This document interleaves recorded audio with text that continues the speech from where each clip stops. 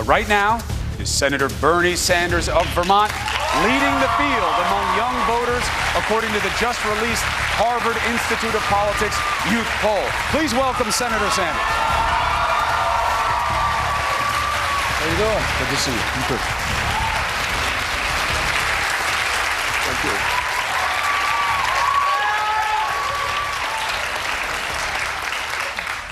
All right, how about our first question? We ready? Why not? Why not, indeed. What else do we have to do this That's evening? it. We'll talk later. All right. Nick Troisi, okay? He's from Massachusetts. He's a junior at the University of Massachusetts, Lowell. What do you got? Hi, Senator. Hey, Nick. How are you? Good. You recently reintroduced your Medicare for All legislation package, co-sponsored with several other senators, many of which are running alongside you for President of the United States. In this legislation, you call for an end to private health insurance companies. How do you plan to phase out these private insurance companies for your new Medicare for All insurance? Good. Excellent question on an issue that millions of Americans stay up night worrying about. All right, let's start off with talking about the current system. We have a dysfunctional healthcare system in which 30 million Americans have no health insurance at all. Even more are underinsured with high deductibles and copayments. We pay by far the highest prices in the world for prescription drugs. Our healthcare outcomes in terms of infant mortality, life expectancy, not particularly good. And for all of that, we end up spending twice as much per capita as any other major country on earth. So let me be as clear as I can be. The function of the current healthcare system is not to provide quality care to all in a cost-effective way. The function of the current system is to make billions of dollars in profits for the insurance companies and the drug companies. That is the function of the current system. And what I believe is that over a 4-year period, which is what my legislation is about, we're going to transform our healthcare system. So first year, we go from 65 years of age for eligibility to Medicare down to 55, and we cover all of the kids in the country. And by the way, despite what President Trump says, we expand benefits for senior citizens. Medicare is a very good program, but it doesn't cover dental care, it doesn't cover eyeglasses, and it doesn't cover hearing aids. And we do that. Bottom line is, I happen to believe from the bottom of my heart, and I've believed this for my whole adult life, that health care is a human right, not a privilege. And the best way to go forward, in my view, is through a Medicare for All single-payer program. All right, next question. Ann Carlstein, junior at Harvard, studying mathematics from Chapel Hill, North Carolina. Ann. Senator Sanders, you have said that you believe that people with felony records should be allowed to vote while in prison. Does this mean that you would support enfranchising people like the Boston Marathon bomber, a convicted terrorist and murderer? Do you think that those convicted of sexual assault should have the opportunity to vote for politicians who could have a direct impact on women's rights? Okay, thank you for the question, Ann. And let me just say this. What our campaign is about, and what I believe, is creating a vibrant democracy. Today, as you may know, we have one of the lowest voter turnouts of any major country on earth. I want to see us have one of the highest voter turnouts. And by the way, what we're seeing is more young people getting involved in the political process, but not enough.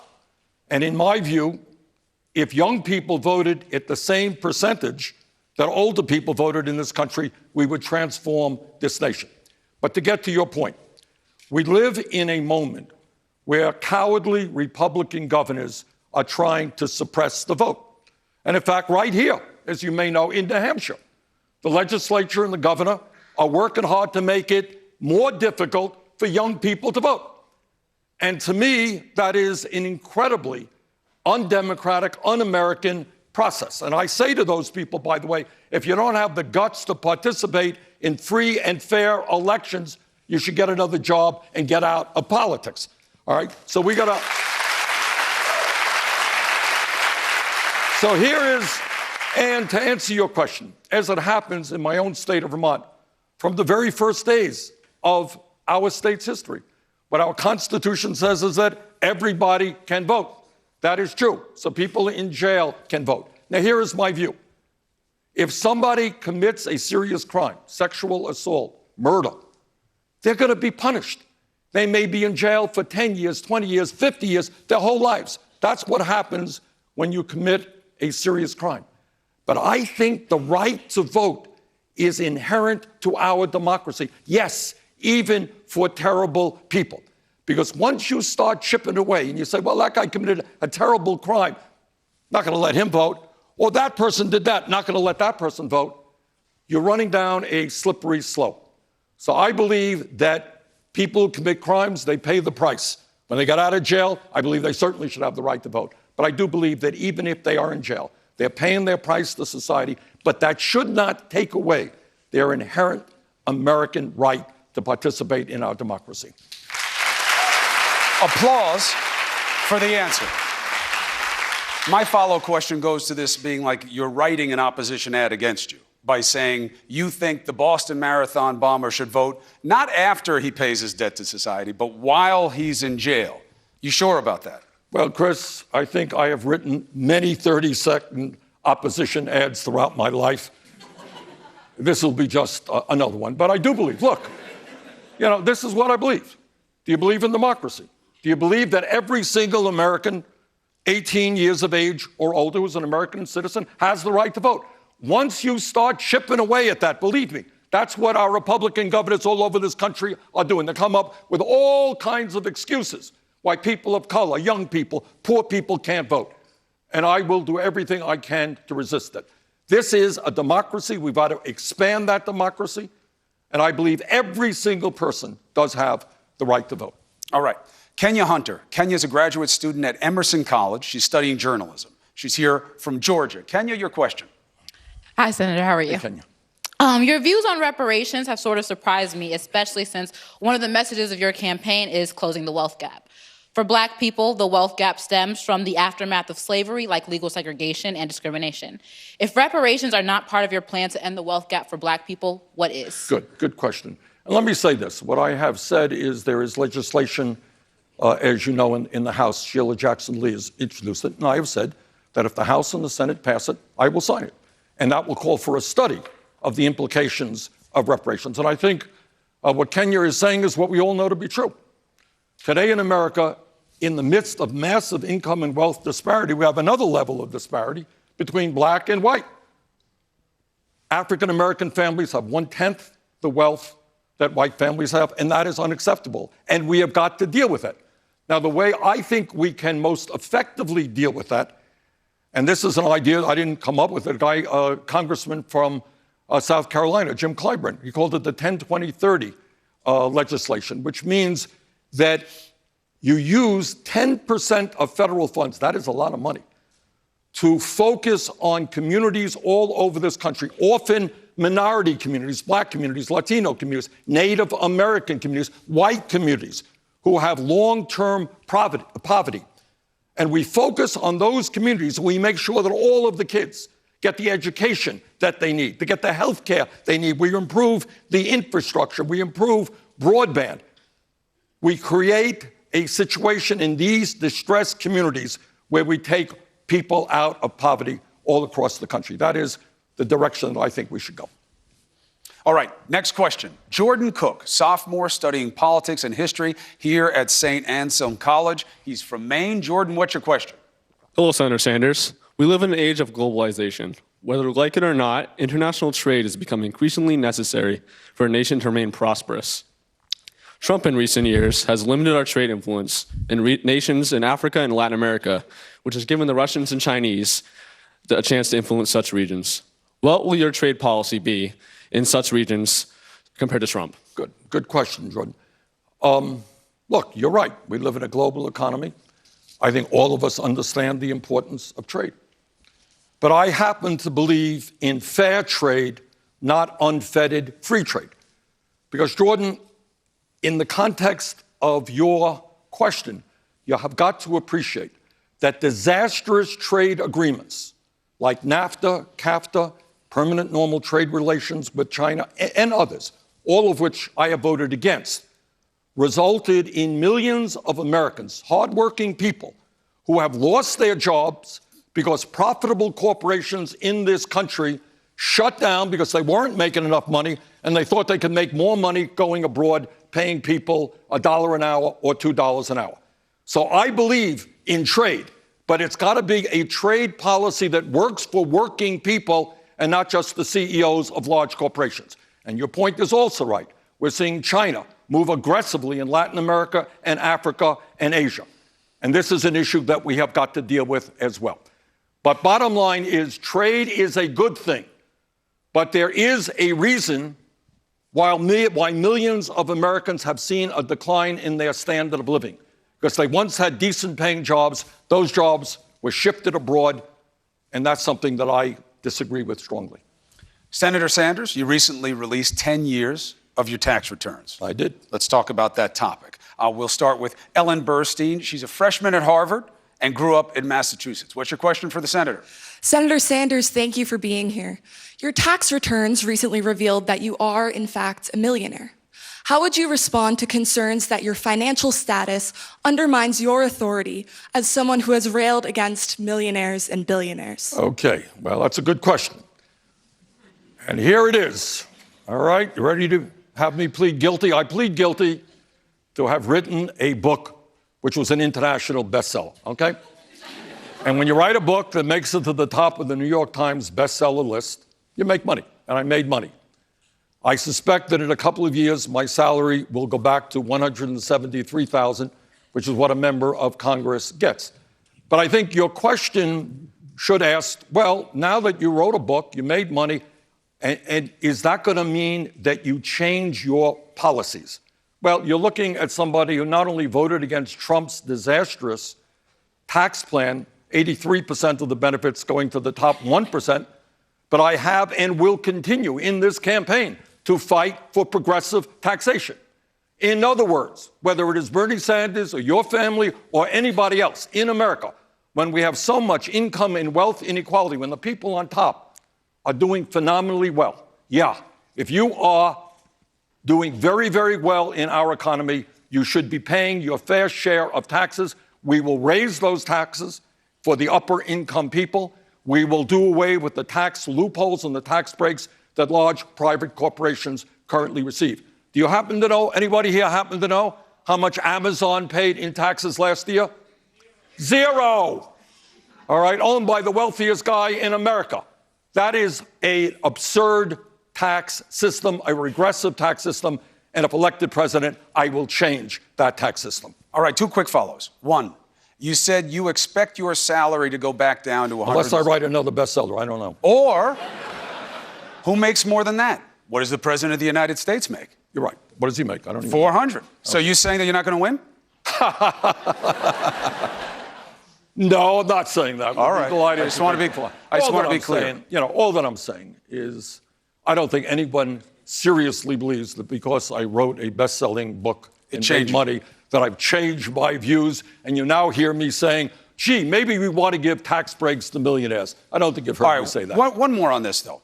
So you made a lot more money than you did the year before because of the book. Charitable donations, when we look at your taxes, went up, but they didn't go up proportionally. I'm not coming after you about what you gave in your donations. My question is this. Having the experience of having a lot more money and deciding what you wanted to do with it, did it give you new perspective about how people with more money feel about the government or someone like you forcing policies that demand them to give amounts as opposed to what they want to give? As a matter of fact, if you read those tax returns, you will find that I think people have said it. We were not aggressive. We didn't go to accountants and figure out how we can possibly pay the lowest amount in taxes. We probably paid more than we should have. But let me just say this. You raised an interesting question, Chris. I grew up in a family that was a working class family. I lived in a rent-controlled 3.5-room apartment in Brooklyn, New York. And every single day of my life, I knew what paycheck-to-paycheck life was about. I knew what tension was about in a family. And I will tell you the difference now. You know what? When I was a kid, my family had to worry about how they're going to pay this bill or how they're going to pay that bill. I don't have to worry about that now. That stress is off my family, and that is a great relief. And I have spent my entire life, and hopefully will conclude my political life in the White House, trying to make sure that every person in this country does not have to deal with the stress of whether they can afford to pay the electric bill, whether they're going to have health care, whether they can send their kids to childcare. So that is the difference that I've learned. You know what? It's great not to have to worry about whether your electricity or your phone bill is going to be shut off. And I want every person in this country, the wealthiest country in the history of the world, to be able to live in that kind of way. Next question. Gabriel Cederberg, sophomore at Harvard, studying government from Minnesota. Gabriel. Hi, Senator. Hey, Gabriel. What is one thing that you have changed your mind about recently? Nothing. I've been consistent for... No, just kidding. I think I am paying more attention right now to foreign policy. Okay, and I think I was rightfully criticized the last time I ran that I didn't pay as much attention as I might. And I think, you know, the economic issues, whether or not people have health care, whether they have decent paying jobs, whether we deal with climate change, are enormously important. But you know what? We got to look at the United States' role in the world as well. And probably a few years ago, I would not have been as involved as I have recently been in demanding and helping in the Senate to pass a resolution to get the United States out of the Saudi-led intervention in Yemen. Something which I think,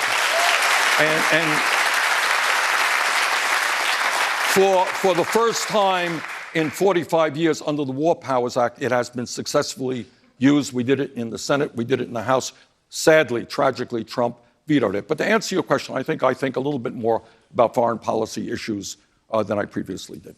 All right, good place to stop for our first round of questioning. Live on the campus of St. Anselm College in Manchester, New Hampshire. Right now, we're talking with Senator Bernie Sanders. Question about the Mueller investigation. It was interesting to hear your colleague, Senator Elizabeth Warren, say on this stage earlier, you know, there is no political inconvenience exception to the United States Constitution. Her argument was, if any other human being in this country had done what's documented in the Mueller report, they would be arrested and put in jail. And she's obviously referencing this president. Do you agree that it is time for impeachment proceedings, as she says? Well, what I agree is that we have the most dangerous president in the modern history of this country, somebody who's a pathological liar, somebody who the Mueller report said basically left the question open, which the Congress has got to explore, as whether or not he obstructed justice, a very serious crime. So what my view is twofold. I think, first, it goes without saying that the Congress has got to take a hard look at that, do a hard investigation and subpoena the people who were mentioned in that report and bring them forward. So to get to the truth, did Trump actually obstruct justice? But here is my concern. At the end of the day, what is most important to me is to see that Donald Trump is not reelected president. And I intend to do everything I can to make sure that doesn't happen. But if, and this is an if for the next year, year and a half, going right into the heart of the election, all that the Congress is talking about is impeaching Trump and Trump and Mueller, and we're not talking about health care. We're not talking about raising the minimum wage to a living wage. We're not talking about combating climate change. We're not talking about sexism and racism and homophobia and all of the issues that concern ordinary Americans. What I worry about is that works to Trump's advantage. So to answer your question, Chris, I think there has got to be a thorough investigation, and I think the House Democrats will do it. I would very much appreciate if my Republican colleagues in the Senate, who run the Senate, had the guts to do it as well, but I won't hold my breath.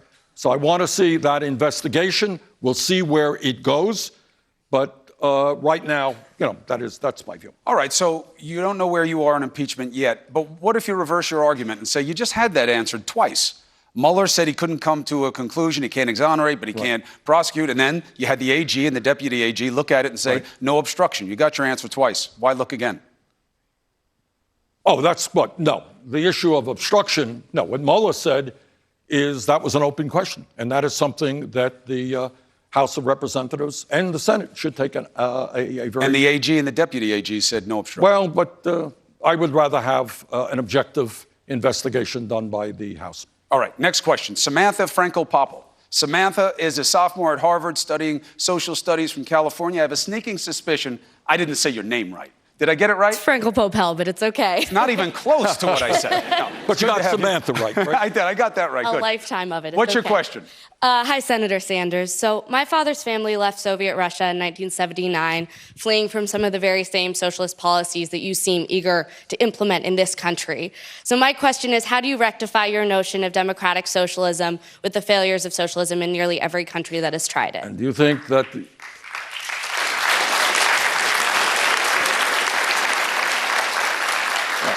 Thank you for asking that question.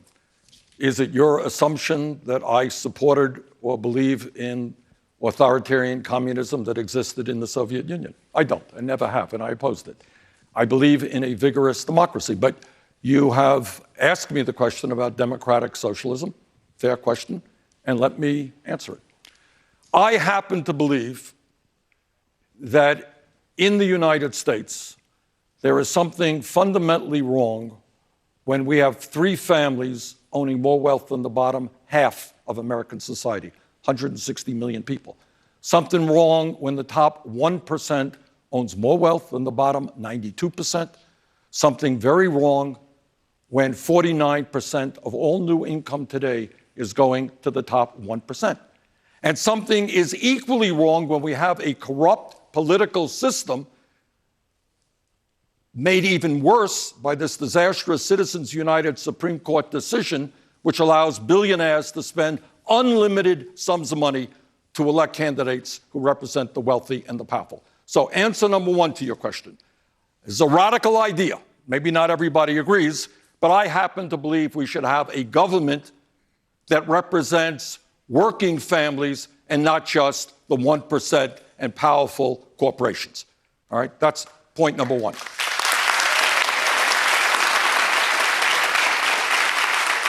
Point number two, what do I mean when I talk about democratic socialism? It certainly is not the authoritarian communism that existed in the Soviet Union and in other communist countries. This is what it means.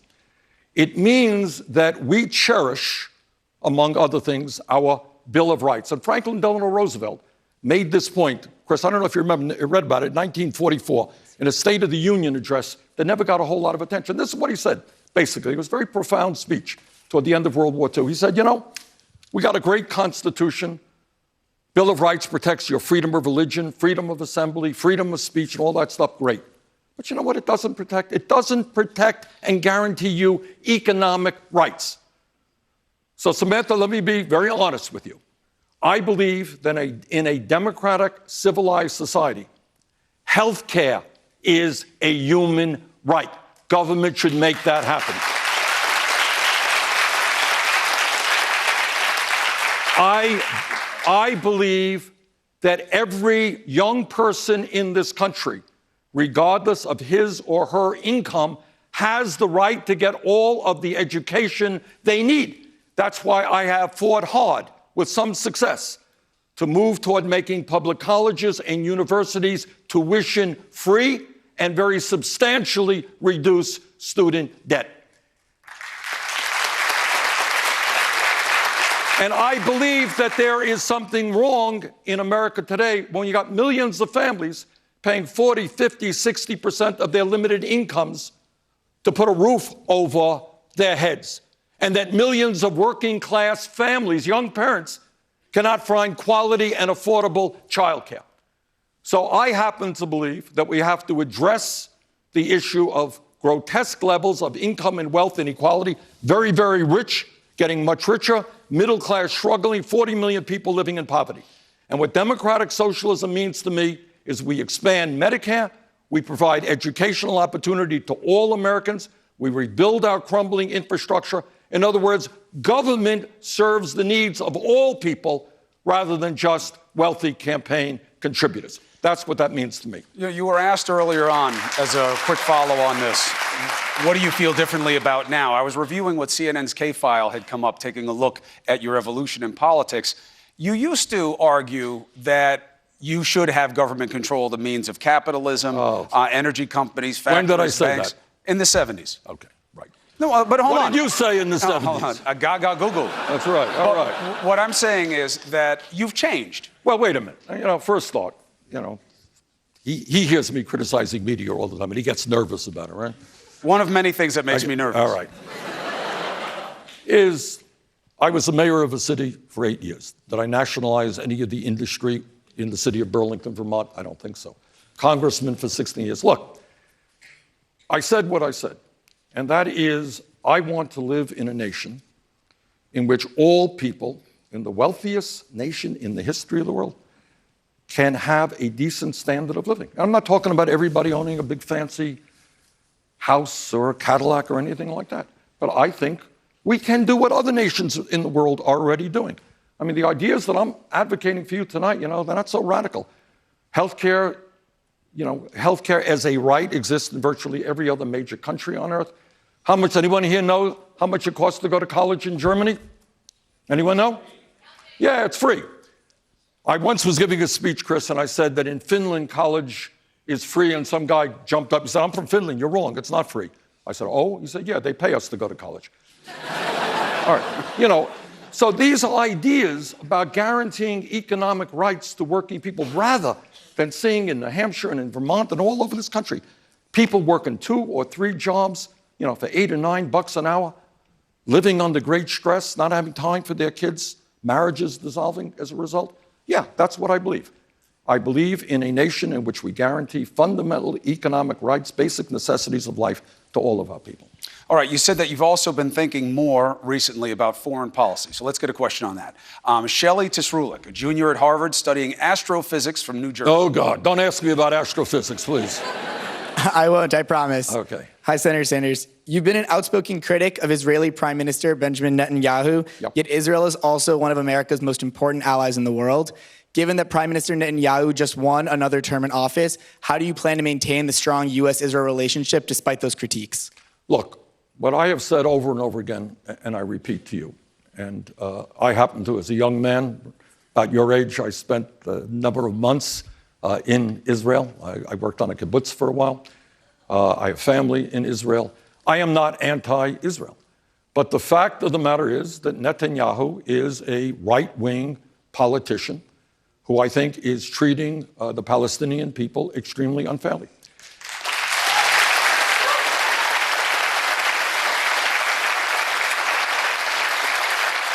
So, what I believe, the United States gives billions of dollars in military aid to Israel.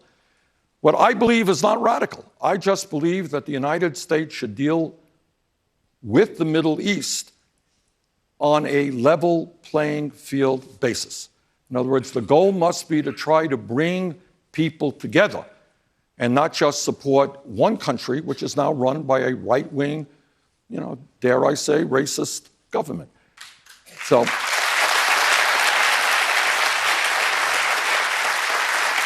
I'm not, I am 100% pro-Israel. Israel has every right in the world to exist and to exist in peace and security and not be subjected to terrorist attacks. But the United States needs to deal not just with Israel, but with the Palestinian people as well.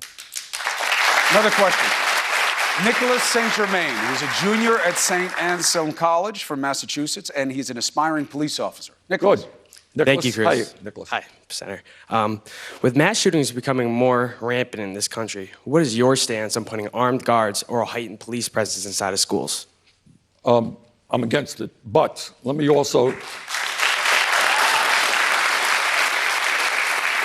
say this to Nicholas and to a lot of young people. We need fundamental reform in our criminal justice system, which is very, very broken right now. And one component, Nicholas, and I'm really delighted to hear that you're going into criminal justice, we need a lot of young people to get involved in criminal justice and to help us transform a criminal justice system that is not working right now. Let me just give you a few examples. As Americans, none of us, I think, are proud that we have more people in jail than any other major country on earth. We have more people in jail than China does. Disproportionately African American, Latino, and Native Americans. We have got to invest, in my view, we have got to invest in our young people, in jobs and education. You've got a lot of kids hanging out on street corners who then are going to get involved in destructive and self-destructive activity. It makes more sense to me at a time when we're spending $80 billion a year locking fellow Americans up. More important to invest in jobs and education for young people rather than more jails and incarceration. We have got to end the so-called war on drugs. Okay? Many lives have been destroyed because of criminal records associated with possession of marijuana, and I'm delighted to see not only that state after state are legalizing marijuana or decriminalizing marijuana, but we're also seeing some communities move to expunge the records of people who are arrested for possession of marijuana. And also, Nicholas, I would say we need police department reform. And what that means is, you know, we have a lot of departments that spend more time on teaching the officers how to shoot a gun and less time on teaching the officers how to break up disturbances in a non-lethal way. So you need training for police officers. And being a cop is an enormously important job. It is an enormously difficult job. And most police officers, to my mind, I was a mayor for 8 years, they are trying hard and they're trying to do the right thing under very difficult circumstances. But one of the points that we should make, and as president, I will help lead that effort, is that lethal force, the use of a weapon that kills somebody, should be the last response, not, as is too often the case, the first response. All right, let's bring in Georgia Dumars. Georgia is a sophomore here at St. Anselm College studying environmental science from Pennsylvania. Georgia. Hi, Senator. Hey, Georgia. Given the current political climate in this nation that is so polarized, what will you do as president to reach across the aisle to compromise with the GOP? Well, I have done that throughout my political career. In fact, it may surprise some people, but there were some years when I was in the U.S. House of Representatives that I passed more amendments in a given year than any other congressman, precisely because I reached across the aisle and found common ground with Republicans who agreed with me on a particular issue. And I mentioned a moment ago that I was very proud to have helped pass resolution in the Senate to get the United States out of the war in Yemen. And the co-sponsor, that guy I worked with very closely, was a very conservative Republican from Utah named Mike Lee. And I think that if there is good leadership in the White House, it turns out that there is a lot more commonality of interests than the media often portrays. And I think we can bring people together on that. For example, whether you're a Republican or a Democrat or an independent, you know there is something wrong when our infrastructure is crumbling, our roads and our bridges, our water systems, our wastewater plants.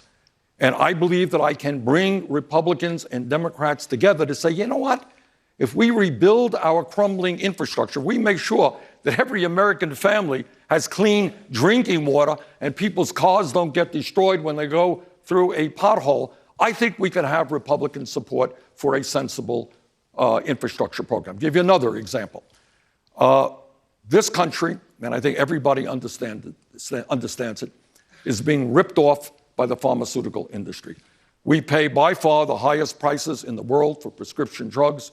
The 10 major pharmaceutical companies made $69 billion in profit, and yet 1 in 5 Americans can't afford the medicine they need.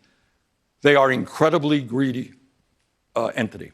I think there are a number of Republicans who know that, and I think we can work together, and we have some very specific ideas to do that, to cut prescription drug costs in this country in half so that the American people are not paying any more than people around the world are paying.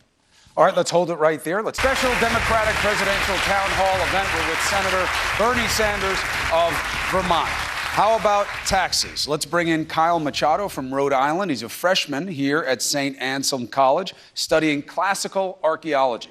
What do you have? Senator Sanders, your plan for free college appeals to many students here. One of the methods you propose for funding this initiative would be through raising taxes on the wealthy. Because people with a college education tend to have higher incomes, could this plan eventually hurt us? Kyle, I don't think so. I mean, I think what our campaign is about is justice. It's a fight for justice.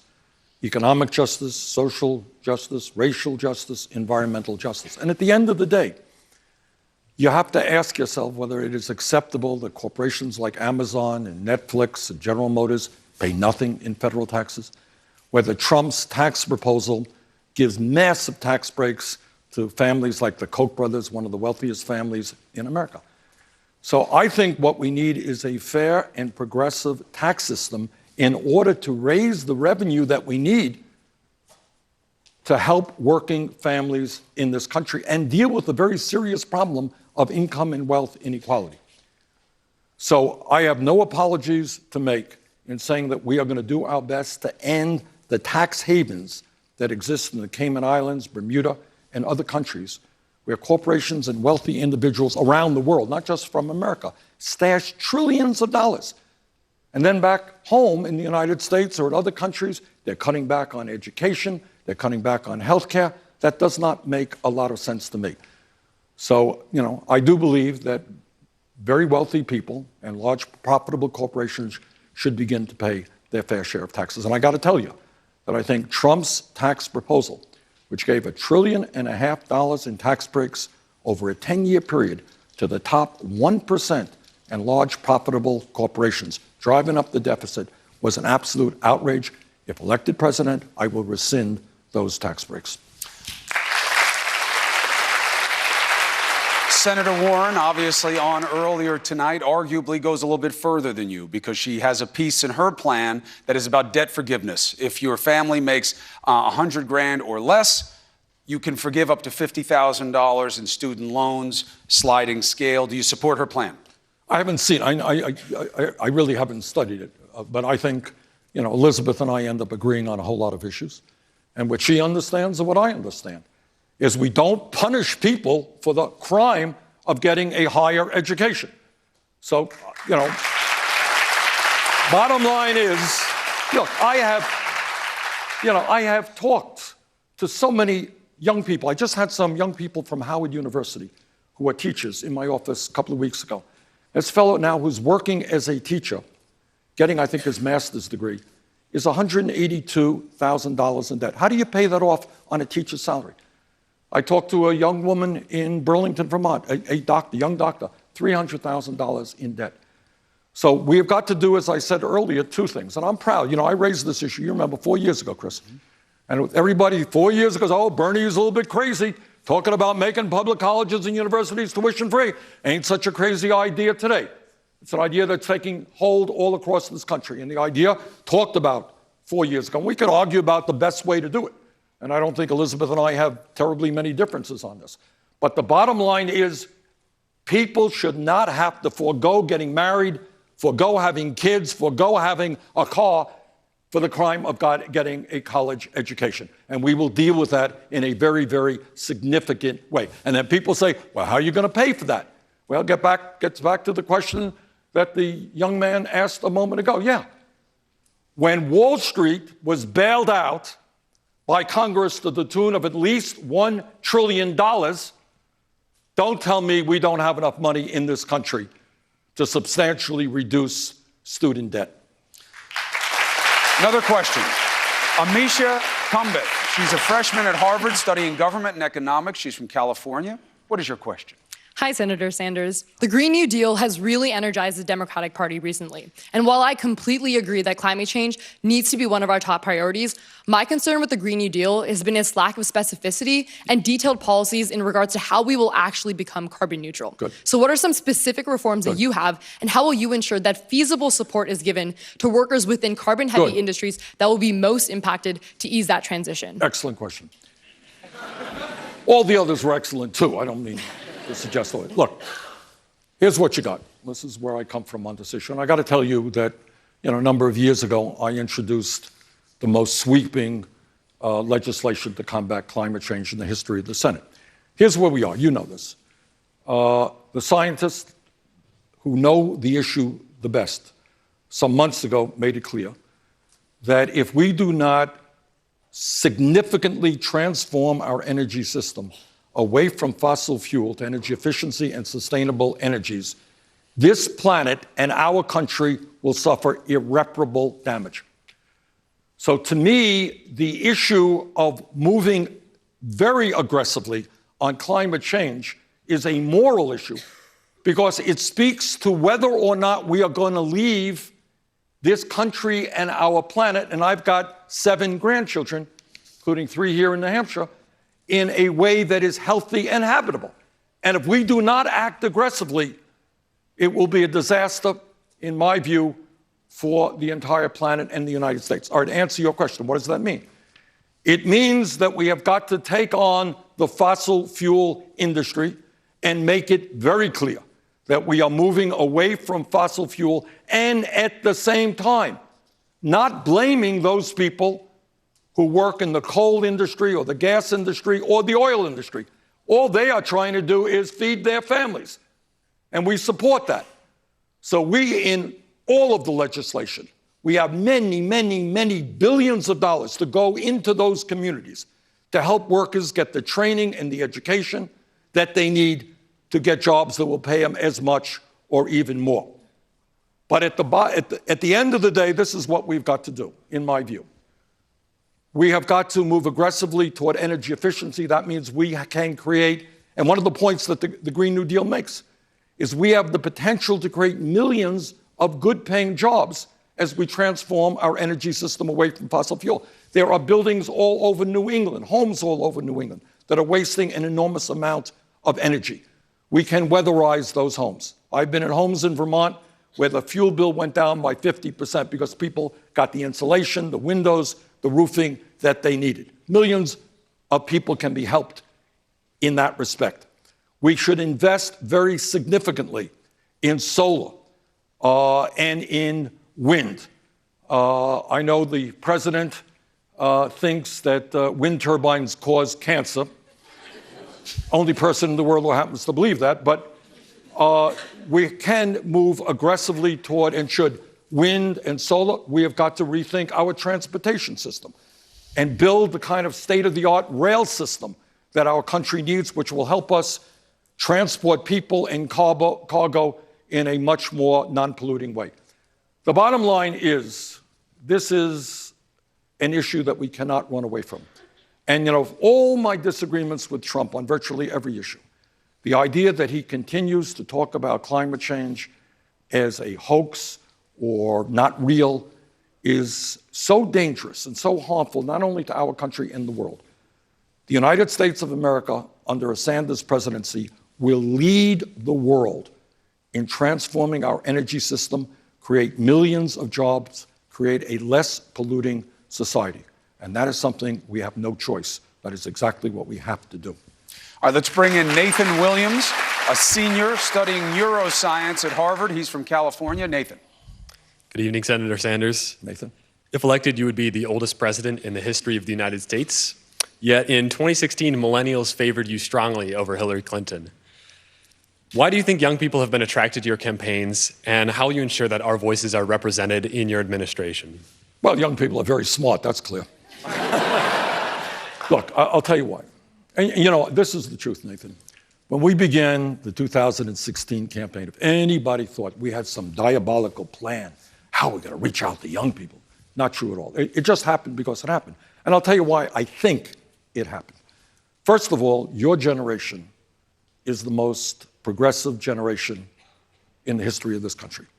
Your generation, more than any previous generation, is anti-racist, anti-sexist, anti-homophobia, anti-religious bigotry, and you should be very, very proud of that. But the other thing, and I think that my campaign kind of speaks to the idealism of young people who understand what's going on today is not, we're not where we should be. And young people have a tendency to want to think bigger than older generations. The second point, to be more specific, your generation, unless we turn things around, will be the first generation in the modern history of America to have a lower standard of living than your parents. All right? So what we have seen in recent years is an explosion in technology. We have seen an explosion in worker productivity, but everything being equal, many people in your generation will earn less money than your parents. You're going to leave school more deeply in debt than your parents. You're going to have a harder time finding affordable housing than your parents.